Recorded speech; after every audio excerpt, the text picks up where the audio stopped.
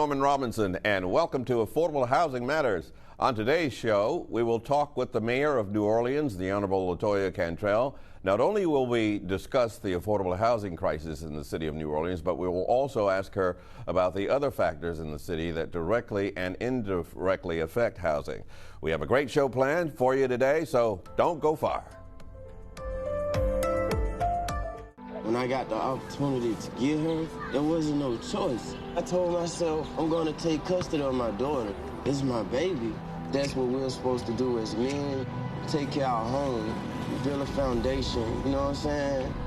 Love, our money, she's my purpose. I'm here to walk with her, hold her hand until she can walk alone. Ain't nothing like being a father in this world.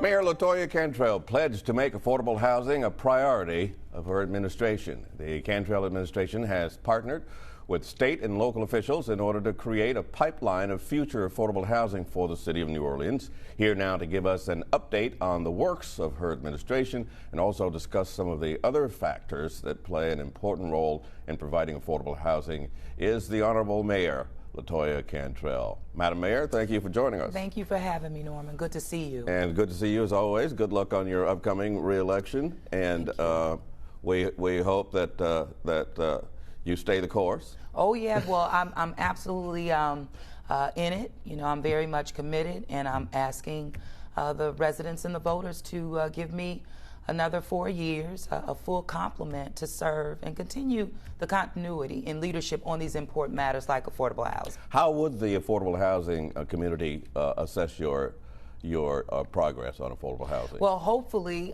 they will see that we have been walking the talk on this, activating our CDBG dollars, activating our bond sale dollars in a way that puts units on the market, affordable units on the market, as well as, you know, I'm so excited about the work that we have done moving more of our people into home ownership. And when I think about the Soft Seconds program and increasing that from 45 to 55,000 of a soft second, including an additional 5,000 closing costs, it's proven to be effective. And the majority of those soft seconds have been going towards New Orleans East.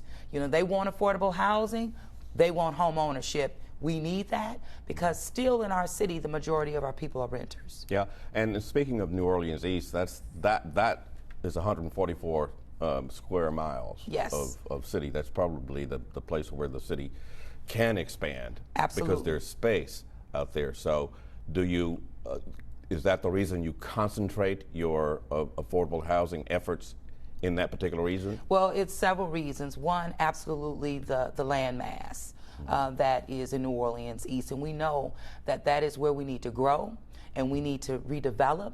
That will be catalytic not only for the East, but the city of New Orleans overall.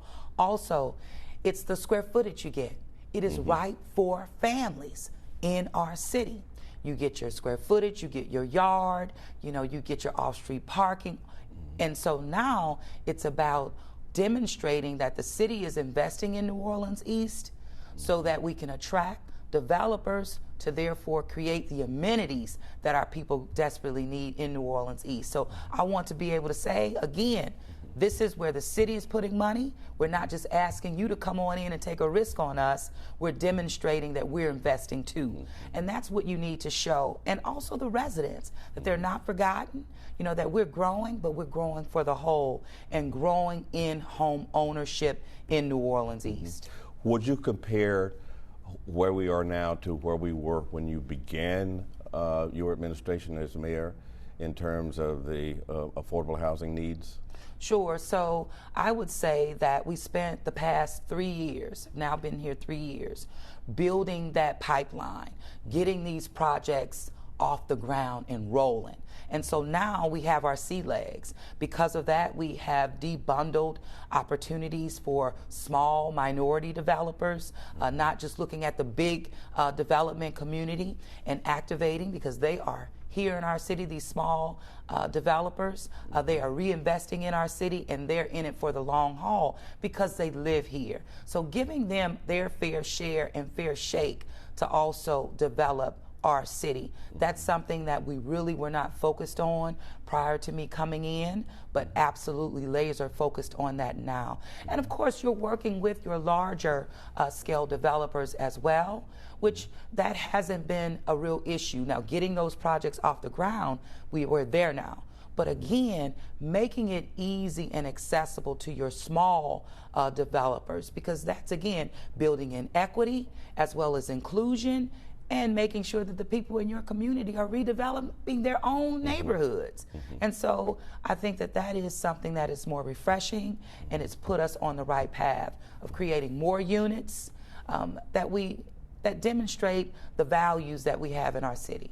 Listening to you, you paint a very encouraging picture of the progress of affordable housing. As you know, we had the executive director of NOLA Housing on the show last week. Let's take a listen to what she had to say when I asked her to give your administration a grade. Okay. Oh, I know. How low can you go? let's find out. Okay. Roland Williams. Since we're there, let me ask this question. On a scale of 1 to 10, with 10 being the highest number, what number would you give her on this issue? On this issue? Yeah. We'd give them, they did a really good job last year. They didn't have a lot of money because we didn't get a lot of direct assistance. So the program that they launched last year with partners, got the money out really quickly. We were holding it up as a model. So we'd give them probably a 6 on that part because we wanted the city to do more, right? And so now we give them a 2, and so we'll weight that and say they get about. So they did 6? That's pretty good last year. That's last year. Okay, yeah. And you're giving them a 2 for their assistance. Oh yeah. What happened? We're not sure what happened. That's one of the things that when we were trying to get them more money for their program, their very successful program that they ran last year. We said this is a really well-run program. We just need to give you more money. We need to get you more capital. So, Madam Mayor, you got the capital, and what happened? Yeah, I don't know what she's referring to actually. And when she's saying a 6, that was for 2020. Okay, and so for the year of 2021, she's giving us a 2. Yeah. Okay, very good. Well, what I will say to that, in terms of the capital that we have received based on the federal resources, as well as I'm not sure if she's even tackling on the rental side of things, but in terms of creating units, we are well on our way. We have millions of dollars of development projects happening right now. So that's the pipeline that I'm talking about. So I would really want to get a better understanding of where she's coming from in the past 6 months of rating the city with a number 2, especially when we are leading in the state of Louisiana on not only affordable housing, but focusing on rental assistance as well. Let's talk about rental assistance. So what's available and what's left to be done? So the city of New Orleans just completed our latest round routing our budget ordinances through the New Orleans City Council of about $14 million for rental assistance. These are dollars that were attached to the federal coming through the state.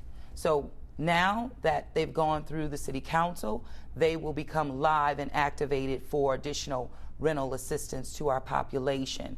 We have garnered over 12,000 applicants for that. We have been able to get out of the door over 5,000. Here recently stood up a event getting our tenants coming in so that we can work with them right on the spot, not only with them, but also the property owner community as well, because it is that win-win, and assuring that property owner that we will make them whole upward of $5,000. In addition to that, you can do some retro for 2019, as well as looking at 2020, and of course the impacts that they're seeing in 2021. Our most recent event will be August the 9th at Joe Joe Bart.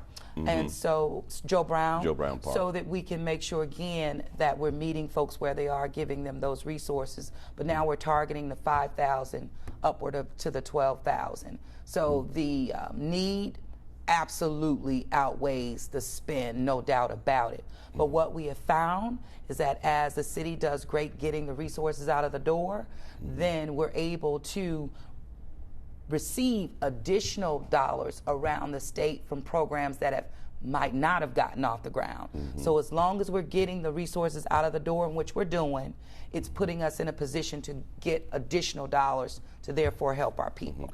So there's nothing to the criticism then that the state and local governments have this pile of money that they're holding on to, that they're not moving out fast enough. Exactly. Well, the thing is this, you have to go through the various steps and processes because you're spending public money and federal money. And we do not want to get ourselves into a situation to where we're having to repay the federal government based on steps that we did not take. We're not doing that. Now, we have been working with the state as well as the federal government, kind of taking out some of the barriers or checking boxes to make it easier for us to get it out, in which they have been amenable to. And that has allowed us to spread the wealth, I would say, working with partner agencies like HANO. HANO gets the checks out anywhere between 7 and 14 days. TCA, another partner, their ability to get those dollars out of the door. And of course, the city of New Orleans directly. So you're wanting to build your pipeline of partners that could get the resources out, but you also have to make sure that those partners have the capacity to do the job. Because it's one thing to say you've expanded, but if the checks don't hit that mailbox, get to that tenant nor that landlord, then it defeats the purpose. So the city of New Orleans has been a leader in this, and although, again, not fast enough, but when you look at programs not only across the country, but particularly in the state, we're leading in this. And so it's always good to, to acknowledge progress, acknowledge the work that it takes to get it out. But absolutely, is it challenging? Yes. Is government slow? Yes, it is. Yeah. So to what extent are you hampered by the bureaucracy of this, of the affordable housing issue when it comes to the money that you're given to the money that you're allocated? Sure. So once you get the resources in your account, so you have to go through those steps to do that, meaning on the legislative side, in order for those dollars to be activated on the executive side. So we've just finished that over 2 weeks ago. Those dollars are now being available to us, and on the 9th, we'll be getting those dollars out of the door, even prior to the 9th, but standing up another event that proved to be very effective because you were able to communicate directly with people who are stressed out, who are carrying the burdens of this pandemic, the lack of wages, and revenue. And so it does matter when you're able to touch folks and even interact with them along with their landlord, building those relationships so that no one is evicted. How might this fourth surge of the COVID variant impact your efforts towards affordable housing progress? Well, it's very concerning, particularly when you think about the economy and the lost wages and revenue associated with that. We do not want to regress at all. We know that the dollars that we have are simply not enough. So it does speak to, will additional resources come our way from the federal government and or the state of Louisiana to therefore meet that need, because you're already working with limited dollars and it's not enough. So I'm really concerned about additional money that we will be able to spend. What's the likelihood that you'll get this additional money, and to whom do you have to put pressure on to ensure that happens? Well, first of all, we know that dollars associated with the ARP funds that came through the federal government, well, that program is that program. We've received our first tranche. The second tranche, we're told, is likely to be clawed back within the infrastructure bill that is currently being debated That jury is still out. Hopefully, we will be able to see that, but we cannot depend on resources we do not have. And so it's looking at this, what I call is our local stimulus, when the voters here allowed us to approve bond sales of over $500 million in 2019. Well, that's going to serve as a local stimulus for our economy, for affordable housing, and it's like our city taking care of herself. We're looking to go out for bond sales within the next couple of weeks. Those dollars, as you know, 25% were held for affordable housing. So while we may be looking at additional from the federal government or state, this city has done something that's been unprecedented, and that's focusing on affordable housing ourselves with resources that we have already said we'll be putting on the table. So those are dollars that we have, that we will have once we sell these bonds and be able to activate our programs as we need to. And Norman, I would also like to speak on the owner-occupied rehab, because that's affordable housing as well. That's ensuring that we keep our people in their homes that they're currently in, that they're able to maintain and do deferred maintenance at a scale and pace of the community that may be redeveloping around them, so that they're not priced out, so their homes raise the average just like what's happening around them, and not again pushed, but creating wealth and transferable wealth, keeping them in those neighborhoods and in their homes. How might the unemployment aspect of things affect that? Well, because you gotta have the money to pay for these. No, you do. And so when you think about unemployment and the absolute hit that it had on our people with their income, with the wages not being adequate even pre-COVID, but with our opportunity to really push the private sector to pay our people more of what they're worth. And then you also see the cost of living, it's increased in the midst of this pandemic. So it really will be a major concern, absolutely. But we have to shift to paying our people more. I know the city of New Orleans, we're pivoting that way in an upward of $15 an hour, hopefully by the last quarter of the year, starting in setting the tone for 2022. But the private sector, they're having to shift because our people, they have to earn this wage that's greater than a livable wage in order to afford. So all of these, it's all connected. It really is. It's all connected. And we have to make sure, again, that the workforce piece, creating these jobs and opportunities are a part of our plan for affordability. I heard someone, I can't remember who it was, maybe I saw it on social media, but they raised the question, if the city's requiring private companies to pay a $15 an hour wage, why isn't the city paying a $15 an hour wage to its employees? Right. Well, the city isn't requiring contractors pay $15 an hour. There is an ordinance that is on the table right now. Where I am on that, definitely not against it, but we have to look at every single contract that we have and then factor in the expense associated with that, because guess who will also have to? The city. So it's not just our employees increasing that to 15, it's also the contractual obligations, the money, the spend that we would have to increase that's embedded in those contracts as well. So I want to make sure that we are fiscally responsible and being prudent with our cash and with our resources we have, so that we can again pay for it. And we can't get ahead of our skis. We're still in a pandemic. We have to make sure that we're budgeting and looking at forecasting for 2022, 23, 24, and 25. We cannot create a structural deficit for this city.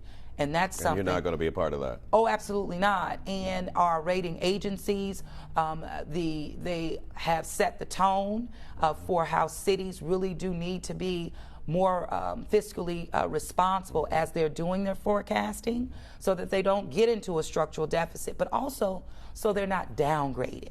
That's not what we want, especially when we're about to sell bonds. And for the first time in over 25 years, this city is in a position to sell tax-exempt bonds. That is huge for our city. That is huge. On the question of homelessness, I was at the Unity of Greater New Orleans board meeting several days ago. Okay. And the point was made that there are now 500 homeless people on the streets of New Orleans. What's the city of New Orleans doing to tackle that issue? Sure. So at the start of the pandemic, we were an upward of 800.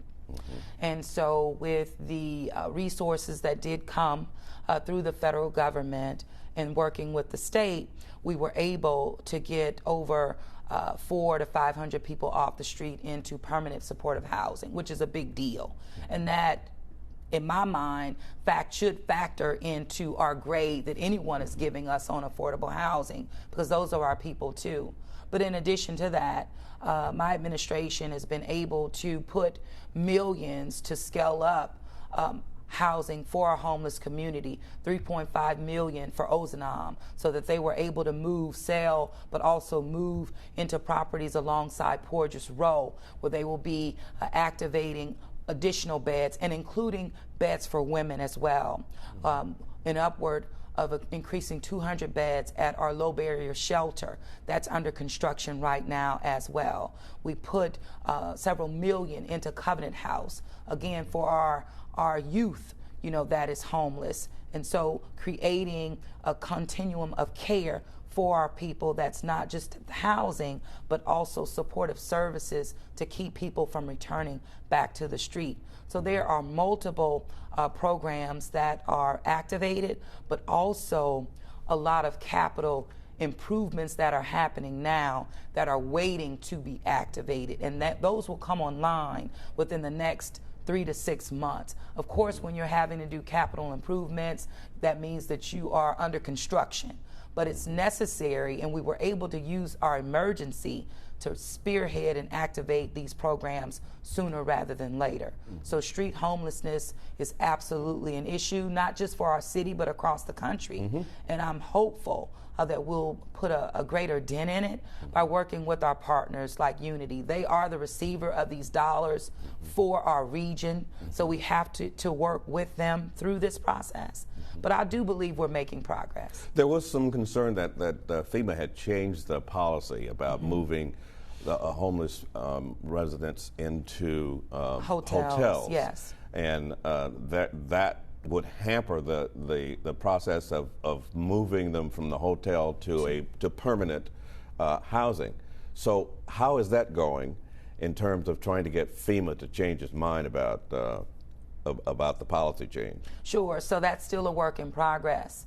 We were hoping and pushing for additional dollars for that program because we felt it did help us. It helped us help people, at least get them to some level of sustainability, so that when they did segue into permanent supportive housing, we were able to stand up the supportive services to keep them in their homes. So what we have seen is just a greater uptick, unfortunately, of people living on the streets of our city, and us having to continue to do that outreach on the street to provide them with some level of care. But it's a challenge. It definitely is. We're no way out of the woods there, but I am hopeful. But I'm more hopeful about the construction and the capital improvements and investments that we're making, because you can really see the progress there. Yes. And being able to create those beds. Even, I'm very proud of our Copeland and Foreman family for activating NOLA Detox, creating beds for our folks suffering from addiction, because we also understand that these are some of our people living on our streets as well. And so when they take on, the value structure and systems to ensure that it's a quality of life for people, like they are living in a hotel, that those amenities do matter. So it's meeting people where they are, but looking at them, dignifying them in the services that you're providing them with. I think it's going to be critical. I want to close the show with the critical question about crime in the city. Obviously, we're all concerned about it. Absolutely. What can you do, or what are you doing to stem the tide? So multiple things as it relates to public safety in our community. First of all, you know that we went without jury trials for 18 months. And sometimes that's overlooked. But when you look at the system, criminal justice system, and how you hold violent offenders accountable, you need jury trials to happen so that justice absolutely can roll down, particularly for our victims associated with violent crime. The courts have now resumed, which is a good thing. Hopefully we'll start to see the impacts of jury trials coming. I've always say to our people, you can volunteer to serve on a jury. You do not have to be called. That caseload is in the thousands. And so that's of concern as it relates to the New Orleans Police Department. It's about deployment, in which we have restructured that in terms of our police chief being more effective in where we focus, in terms of where we see the upticks happening, whether that's the 5th district, whether that's the 7th district. Also, in terms of multiple partners investing in gun violence reduction, meeting with influencers, that we're getting that message out to our people that are more likely to touch crime. You know, we were able to provide our young people with jobs, summer employment, but also year-round employment. Nothing stops a bullet like a job. And so when we set aside resources just for system-involved young people, we know that we are stemming a tide there. Also with our unified command with FBI and DEA and ATF, we've seen a turn there with this new federal administration. We see accountability hitting that local ground, and it's paying dividends in our city. Also the partnership with state police, Operation Golden Eagle, we're getting guns off the street. It's critical. We're being able, working with FBI, we are being able to get groups, you know, which they affiliate with, you know, the gang affiliation, where it's coordinated crime, getting them off the street. So it is a work in progress, but it is about prevention, of course, apprehension, and absolutely being proactive to prevent it in the first place. But NOPD, the best, I would say, solve rate and clearance rate, which demonstrates that they are making the arrest, but we have to keep them off the street, and that doesn't stop at the foot of NOPD. Thank you, Madam Mayor. Across the board. Thank you. No doubt on the campaign trail. Thank you so much. Thank you so much, Madam Mayor. Gotta get the message out. All right. We would once again like to thank the Honorable Mayor LaToya Cantrell for joining us on Affordable Housing Matters. And remember, if you would like to watch or rewatch any of our past programming, please go to WLAE YouTube page, and there you can subscribe to our page and watch all of our past episodes. I'm Norman Robinson, and we will see you next time on Affordable Housing Matters.